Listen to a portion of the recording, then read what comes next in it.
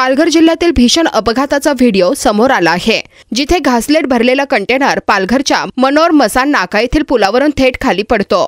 मुंबई अहमदाबाद महामार्गावर मुंबईहून गुजरातच्या दिशेने जात असताना कंटेनरवरील नियंत्रण सुटल्यामुळे तो पुलावरून खाली कोसळला। हा अपघात दिवसाच्या वेळेत घडल्यामुळे परिसरात मोठी दहशत निर्माण झाली। सीसीटीव्ही फुटेजमध्ये स्पष्ट दिसते की कंटेनर पुलावर चढल्यानंतर काही अंतर जाऊन अचानक खाली पडतो।